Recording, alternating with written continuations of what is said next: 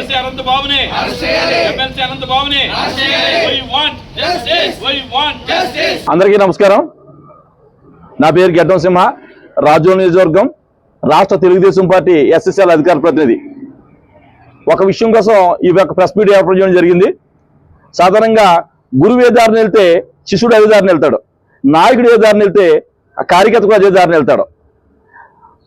గత 5 సంవత్సరాల పాలనలో దళితులపై ఎన్నో దాడులు చేసి ఎంతో మంది బలి తీసుకున్న వైఎస్ జగన్మోహన్ రెడ్డి తన చిన్నాన్ని చంపేసి గొడ్డలతో చంపేసి గుండెపోతుగా చిత్రీకరించాడు. మళ్ళీ ఈ రోజు అప్పుడు పాలనలోనే ఎమ్మెల్సీ అనంతబాబు తన సొంత డ్రైవర్ని సుబ్రహ్మణ్యాన్ని చంపేసి డోర్ డెలివరీ చేసి బురదలో పడి డ్రైనేజీలో పడి చనిపోయాడని చెప్పి చేశాడు.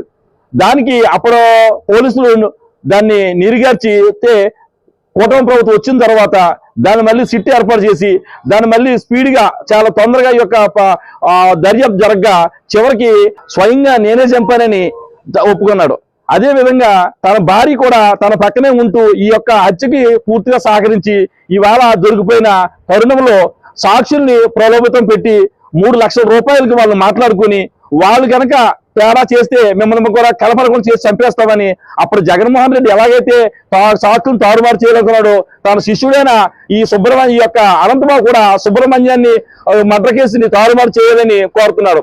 ఎంతకాలం ఈ దళితులపై దాడులు ఎంతమందిని చంపేస్తారు?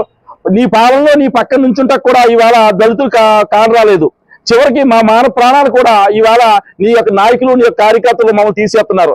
మా యొక్క న్యాయం జరగాలి. ఈ కూటమి ప్రభుత్వం అంతా కలిసి మా దళితులు న్యాయం చేయాలని తెలియజేసుకుంటూ సెలవు తీసుకుంటున్నా. అందరికీ నమస్కారం. నేను రాజోల్ నియోజకవర్గ ఎస్సీ సంక్షేమ సంఘ అధ్యక్షుడిని. నా పేరు పొలమూరి శ్యాంబాబు. అనంతబాబు ఏదైతే ఉందో అతను డ్రైవర్ని చంపేసి డోర్ డెలివరీ చేసి శిక్ష లేకుండా గత గవర్నమెంట్లో తప్పించుకు తిరుగుతూ ఉంటే ఇప్పుడు కూటమి ప్రభుత్వం వచ్చిన తర్వాత దాన్ని సిట్టు ఏర్పాటు చేసి దాన్ని ఆ కేసు పద్ధతి ప్రకారం ఎంక్వైరీ చేసి అతను దోషి, అతనితో పాటు అతని భార్య కూడా దోషిగా నిరూపించబడ్డారు. ఇప్పుడు అతను సాక్షులు ఎవరైతే ఉన్నారో వాళ్ళని ప్రలోభపరుస్తూ ఆ కేసు నీరు కార్చాలన్న ఆలోచనతో అతను ఉన్నారో, ఇలాంటి ఆలోచన కలిగిన వ్యక్తిని అతనికి ఏదైతే బెయిల్ ఇచ్చారో బెయిల్లో ఉన్న కండిషన్ కూడా నీరుగార్చి అతను ఆ బెయిల్ రద్దు చేయాలని చెప్పేసి మేము మనస్ఫూర్తిగా కోరుకుంటా ఉన్నాం. ఎందుకంటే అతను సాక్షులను ప్రలోభ పెడుతున్న వ్యక్తి సమాజంలో తిరగటానికి కరెక్ట్ కాదు. అతన్ని అరెస్ట్ చేసి అతని భార్యని కూడా తగు న్యాయం చేసి ఎవరైతే డ్రైవర్ ఉన్నారో అతను కుటుంబానికి న్యాయం చేయాలని చెప్పేసి కోరుకుంటూ సెలవు తీసుకుంటాం. అందరికీ నమస్కారం. నా పేరు చింతాలక్ష్మి, మాజీ సర్పంచ్. ఈ అనంతబాబు అనే అతను ఎంతమందిని చంపుతాడు, సుబ్రహ్మణ్యం చంపాడు, ఇంకా 2-3 హత్యలు చేసే ఉన్నాడు. చేశానని కూడా ధైర్యంగా చెప్తున్నాడు. అనంతబాబు అరెస్ట్ చేయాలి. ఎప్పుడైతే ఈ అనంతబాబుని అరెస్ట్ చేస్తారో అప్పుడే మా ఎస్సీ వాళ్ళంతా కూడా మనశ్శాంతిగా ఉంటుంది. కొంచెం ఎస్సీ వాళ్ళనే పట్టు పెట్టుకుంటున్నాడు, ఎందుకు పెట్టుకుంటున్నాడో తెలియదు. అతను ఇలాగే చేసుకుంటూ వెళ్తే అతను జగన్ అండ చూసుకుని జగన్ ఎలాగ చంపేస్తున్నాడు, వాళ్ళు చిన్నాన్ని చంపాడు, ఇంకా చాలా మందిని చంపాడు, బయటికి రాలేదు. అతను కాన్వాయ్ వెళ్తుంటేనే కాన్వాయ్లో కారు కింద కూడా ఓ మంచాడు చచ్చిపోతే కూడా సమాధానం లేదు. ఇలాగ ఎంతమందిని చంపుతాడు. అనంతబాబు అరెస్ట్ చేయాలి, వాళ్ళ ఆవిడని కూడా అరెస్ట్ చేయాలి. చంపాను అని ధైర్యంగా చెప్తుంటే ఈ పోలీసులు ఎందుకు అరెస్ట్ చేయట్లేదు అర్థం కావట్లేదు. నేను ఏం చేసుకుంటారో వేసుకోండి అన్నారు.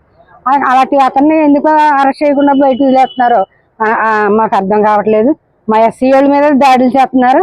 మా ఎస్సీ వాళ్ళని బాగా లోగో కట్టేశారు. ఇలాంటి వాళ్ళకి బుద్ధి చెప్తేనే కానీ కుదరదు. ఈ కూటమి గవర్నమెంట్ ఎప్పుడైతే మాకు వచ్చిందో మాకు కొంచెం ధైర్యం వచ్చిందని మేము అనుకుంటున్నాం. ఈ కూటమి ప్రభుత్వం వీళ్ళని అరెస్ట్ చేసి మాకు న్యాయం చేస్తారని కోరుకుంటున్నాం.